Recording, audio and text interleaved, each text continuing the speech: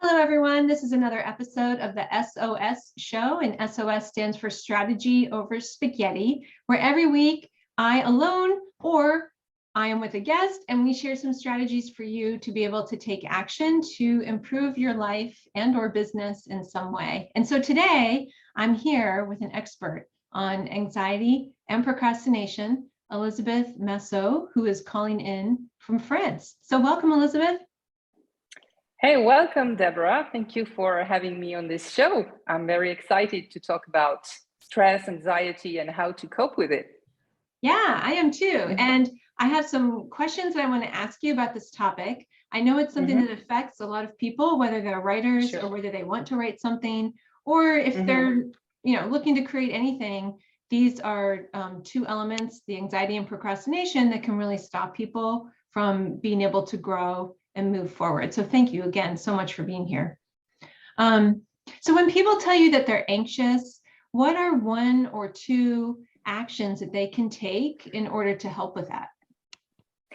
Yeah, so of course it depends on the level of stress they're in, but the first thing I recommend is just stop and take a deep breath, and don't take any hasty decisions when you're under a lot of stress or react.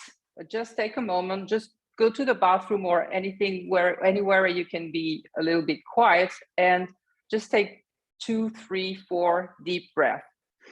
Okay, like this, until you feel that your heart has come back to a normal rhythm or normal heartbeat. There's an exercise that's called cardiac coherence. Have you heard about it, Deborah? No, I've never heard of that. Oh, okay. So cardiac coherence is, I'm going to talk about the 3-6-5 method. Actually is to, we have two parts in our nervous system. We have the autonomous sympathetic nervous system and the autonomous parasympathetic nervous system. The sympathetic it speeds up your whole body and your whole organism. It's when you are under stress, when you're angry, and it releases a lot of dopamine, a lot of adrenaline, a lot of cortisol, which is poison. And the parasympathetic nervous system is, on the contrary, it slows down your organism. It's when you feel relaxed. It's when you everything slows down. And so researchers have found a way to go from sympathetic to parasympathetic very quickly, and that's called cardiac coherence. And so this is the 3-6-5 method. Is you 3 times a day, you take 6 breaths per minute for 5 minutes. But if you don't know how to calculate 6 breaths per minute, it's very easy. You type cardiac coherence on YouTube and you will find these lovely videos. There's a kind of a little ball that goes up and down like this, and you just follow the rhythm and it instantly calms you down. For people who are very, very anxious, I recommend 10 minutes instead of 5. And so usually it really does the work. So that's called cardiac coherence. The second tip I use for me is tapping, or emotional freedom technique. And there's a whole routine to do that. You should do with a specialist in this technique. But there is an emergency point that I call, which is here, the clavicles here. You put your hands like this, like claws, and you tap here, like this. Perfect, yes. You just tap until you feel that, again, your breath has come back to normal, your heartbeat has come back to normal. It's the emergency point here. Okay. What else do I have? I also have a technique which is called STOP, which is an acronym in French, which means se taire et observer patiemment, which means in English, keep quiet and observe patiently. Okay. Which is, in a way, just when you feel that stress is coming up too much, okay, or anxiety. I know it's easier said than done, but just keep quiet, don't say anything, and observe what's going on in your body. observe the thoughts that come up to your mind. And once you can observe the thoughts, you can change them. You can try to modify them. Okay, so now I'm afraid of speaking in public, for example. Okay, how do I feel now if I imagine this fear of public speaking? I imagine a lot of people who are very cheerful and enthusiastic at the idea of listening to me. Oh, okay, that feels nice. I feel it here. And you keep on doing this process until you feel relaxed and joyful and ready to do your speech. Okay, so that's another method. That's the 3 tips I can give you. That's wonderful. Thank you so much. And I love the second one with the tapping. It just seems like something that it's very simple to start and that people could do anywhere. So if you're about to go on stage and speak in real life, you could do this at the stage. You could do it in a bathroom stall, on an airplane, just on anywhere. an airplane. Yes, exactly. I did that because I used to be a little bit afraid of flying. And once I did this, so I had the person just next to me looking at me, maybe was wondering what I was doing. But then the flight was wonderful. I felt like, I was really high. Okay. So yes, it really worked. Oh, that's wonderful. Yes. Thank you so much. Yes, you're welcome. And let me see. Can you talk a little bit about like how anxiety and procrastination are connected to each other? Yes. Well, so for people who don't know yet what procrastination means, it's just postponing something until the next day, except that the next day becomes the day after, and the day after, and the day after, and we never do the task that we should do. Okay. And usually there are 2 reasons why we don't do the things we should do. Is first, because we are lazy, like, okay, I should work out, but I'd rather stay on my couch watching Netflix, okay? Second thing, we are afraid of something. But for me, even laziness, I think it's associated with some kind of fear behind it. So we should really work with the client on this. I remember I had a client who was afraid of writing her book. So that's she wrote articles in a local newspaper, but she wanted to write her own book. But she said, "No, I don't want to do this. I'm lazy. I'm too lazy. I know that." And by working with this client, of course, it appeared that she had the fear of being judged for her work. So there are a lot of situations in which people procrastinate. For example, doing the administrative papers. It could be the fear of discovering that you haven't paid your bills, that you owe money, or you postpone completing your assignment for your school because you're afraid that you get some negative feedback, so you don't do it. There are a lot of fear that can generate procrastination. I can give you a kind of list, but I'm sure that there are other kinds of fears. There's the fear of imperfection. That, of course, me with this interview, I could have told you, Deborah, could we do it next week or next month because I'm not ready, The fear of the unknown. The fear of being judged. I talked about this, the fear of making mistakes, the fear of success, which is usually we speak about the fear of failure, but there's the fear of success. What might I sacrifice or lose if I succeed? So that's an interesting question to ask. The fear of having to maintain a high level of performance as well. The fear of change, the fear of responsibility. So all these fears lie behind procrastination. So procrastination is just the symptom, I would say, of this fear. Okay, and anxiety, it's the same. Anxiety is fear, the same emotion. So a lot of people procrastinate and keep on procrastinating because they are not aware of this fear behind the situation. Okay, so what I help them with is increasing their level of EQ, or emotional intelligence. That is to say, okay, what is the emotion That's fear. Okay, name it. Where do you feel it in your body? Okay, so all this process takes some time, but once it's done, people are done procrastinating at all. But first of all, you have to identify the fear. So I can really give you the process here if we have time to do this, because it could be helpful. Yeah, sure, go ahead. Okay, so first of all, you become aware that there is some fear behind procrastination. Okay, you're right. I'm afraid of something. Okay, what is it? Can you describe this fear? What are you afraid of exactly? And then you give a name to the fear, because once you have given a name to what you think is an enemy, it's easier to defeat it and look it in the eye. You know, oh, I know you, fear. Oh, that's you, fear of being judged. I know now, because fear is too general.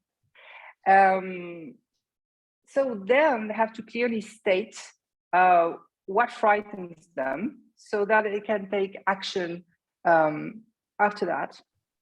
So that's the identification process. Then comes the amplifying process. I will ask them, what would happen if your worst fears came true? And then I will really ask them to describe this worst case scenario. Not only describe it, but really feel it with their body. Okay, I experience my fear right now. You know, the brain doesn't know the difference between what's real and what's completely made up. When you have a memory of something, good or bad, sometimes you really feel it. You can even cry, or cry with joy, or cry with sadness, you know, so because the brain doesn't know the difference. So I make them really describe the worst case scenario until the maximum. Okay, they can't take it anymore. And then I ask the question, well, you would survive, wouldn't you? And then they say, well, yeah, I would probably survive. Okay. And so once they realize that they would survive the worst case scenario, I make them make a list of all the things they can do to take action. So 1, 2, 3, 4, 5, until about 10 things that they can do. I also ask them, so while you're taking this action, for example, you start writing. Let's speak about writing your book. You start writing your book, and while you're doing this, what are you going to focus on if your fear comes back? What are you going to focus on if your fear comes back? Okay, and so they will become aware of the process. So becoming aware of your own pattern of behavior is really the first step in overcoming anxiety, stress, procrastination. It's really understanding what's going on inside you. Yeah, that is huge. Thank you so much for sharing that. I think everybody feels this at some point. At least I know I do. Like I think we all procrastinate at some point, right? And we all wonder, are we good enough to do this thing? Who am I to do this thing? And I know as I work with people on their books, frequently they'll say, who am I to write about XYZ? Or who am I? Does the world really need another person to talk about XYZ? And so I remind them that those are common. And the reason I wanted to mention those two phrases is so that people who are listening can recognize how that can show up. It might not look like what we might think anxiety and procrastination looks like, but sometimes it can come up as questions that begin to make us think that what we're thinking is real, when really, if we use some of your methods, we could explore that further and then see, maybe it's not quite what I thought originally. So thank you so much for sharing that. Yes, I would add that, of course, it's not, overcoming stress, anxiety, and all the dealing with your emotions in general. It's not a quick fix. It's not a magical trick. Okay, it's a whole process what I gave you at the beginning are just emergency things that you can do when you feel that kind of panic attack can come, or you're really under a lot of stress and you have to do something. But really, how I help my clients is at least a 3-month process. And the first step is really releasing the baggage. So if you think that, for example, for your audience, they think who am I to write a book? It's because they probably have a low self-esteem, and it comes from somewhere, there's a root cause to this. So we have to work on this first to be able to release it, and then go on with your life and write your book. Yeah, definitely. Oh, I love that. Thank you. And so would you say that what you just shared with me, those are the common reasons for procrastination? Yeah, or sure. there additional ones? Okay, just curious. Okay, cool. So, yes. Oh yeah, there are probably, well, I spoke about this, the fear of failure. Of course, this is one of the main, but you just have to ask your client exactly to describe their fear with their own words. Because what I give is a list, but they will probably express it with their own words. And that's, I, as a coach, have to listen to the words in order to be able to help the client rephrase after that. Okay, because that's the second step of the process. Once you have identified the fear, release the baggage, you have to rebuild a new mindset and adopt a new language. The way you talk to yourself means a lot. For example, I have this client at the moment. She was, because now she feels better. She told me, well, so that's great. She was suffering a lot from stress and anxiety, because as a manager, she had taken on the role of savior, and she accepted to listen to everyone at any moment during the day. And so that was really a burden on her shoulders. She couldn't take it anymore. And so that increased the level of anxiety a lot. And so she identified a deep need to be loved. That's why she acted like this, because she needed to be loved.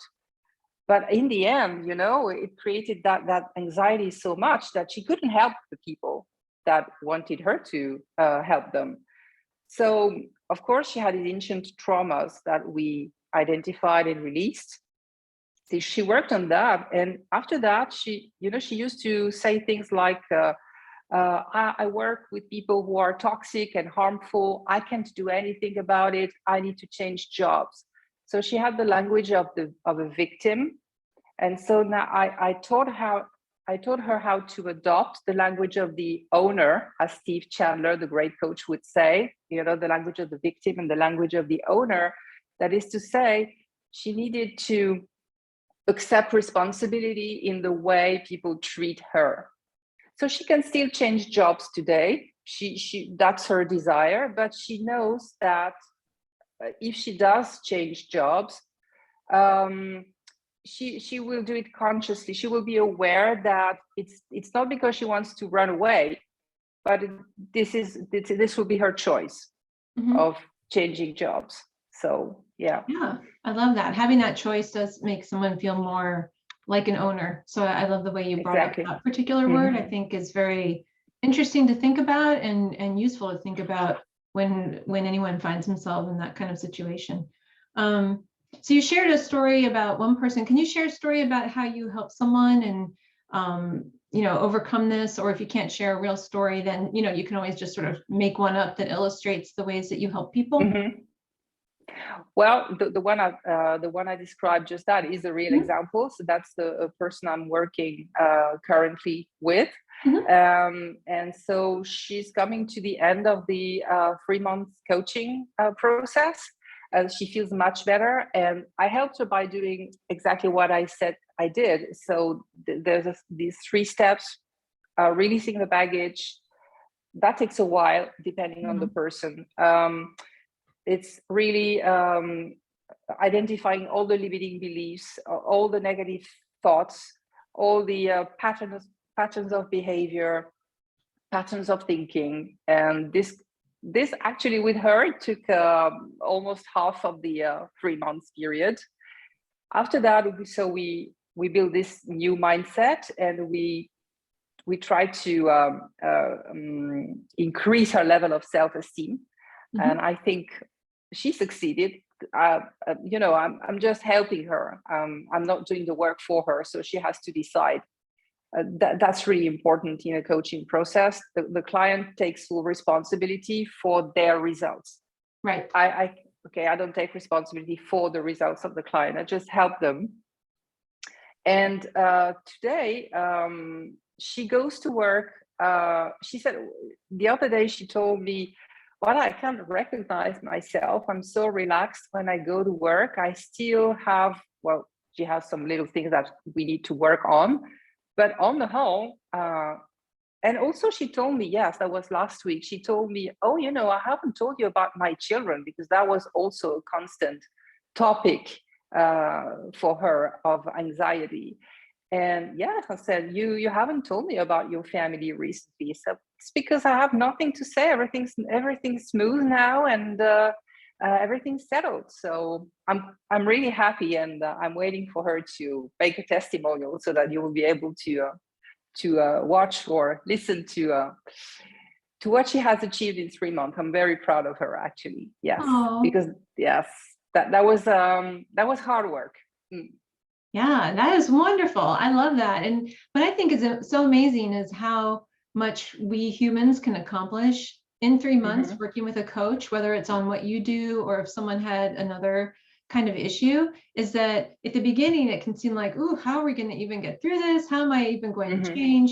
But if you think about, do you want to be at the same place now? Like in 3 months, do you want to be the same as it is now? For people whose answer is no, they can really benefit from working with someone, whether it's on anxiety or something else.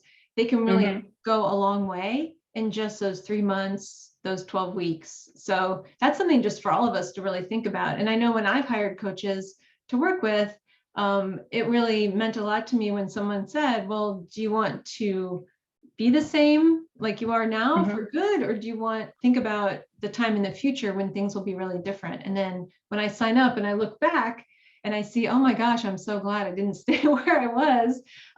It just makes me realize how useful coaching can be. So obviously I'm a fan of coaching, and I've worked with a lot of coaches. I see that. I think that your work I just love hearing about it. So thank you very much for sharing that with me. Yes, well, coaching is different from counseling in the way that we are very solution oriented. So we never let the client stay in their problem, because the more they talk about their problem, the more they talk about what they already know. And what we help clients do is think out of the box. So if you talk about your problem all the time, you already know, okay? And I do too. So we just stop the mechanism here, and we start talking about solutions. Okay, you've been this way all your life. Good or bad, I don't know. Well, now you have decided to be different. So what can you do to be different? And then we work from here. And that's fantastic. The amount of new ideas clients can come up with. Yeah, that is great. Thank you so much for being here with me today on the SOS show. I really appreciate your time. You're welcome. That was a pleasure. And I think you would like some tips for your audience. Oh, yes, for yes, writers. yes. Oh, yes. Well, I'm not going to finish without me giving you these 2 tips. So the process is the same as I described before, of course, identifying the fear and but I have 2 examples that I heard from writers. And the first one is by, this famous author, Victor Hugo. That's who wrote Les Misérables. And he said that he forbade his servant to bring him his clothes before noon. So he was locked up in his room, all naked until noon, so that he had to write. Okay, that was his job. So nothing could disturb him, and he couldn't get anywhere. And the second thing I heard that was on the radio from a French writer, but I don't remember her name. And she said, well, that's my job. People say usually I need to be inspired to write a book or to paint a painting. I don't know. I need to wait for the inspiration. She said, no, that's my job. So every day I sit at my desk, and no matter what, I write 8,000 words. And I don't proofread or anything. I just write 8,000 words until I'm done. And then I read what I wrote and I sort out. But first of all, I write these 8,000 words. So that could be helpful for your clients and for your audience. That's a job. So no matter what, you sit at your desk, you write your words, and then you sort out what's good or what you can throw away.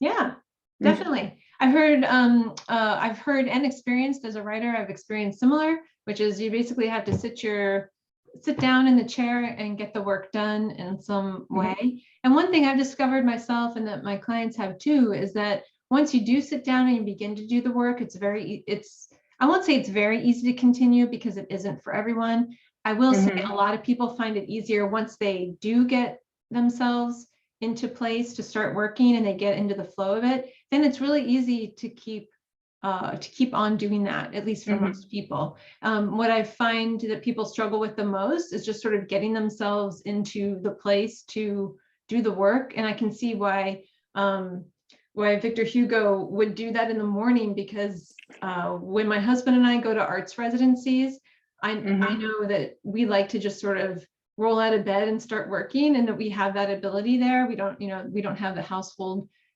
types of things to worry about when we're at those experiences. And so it is great. You just kind of roll out of bed, you start doing your work, and then after that you start to attend to the day, the eating and taking care of people and all those other things that one does in a day. So yeah, thank you so much for sharing that. That's wonderful.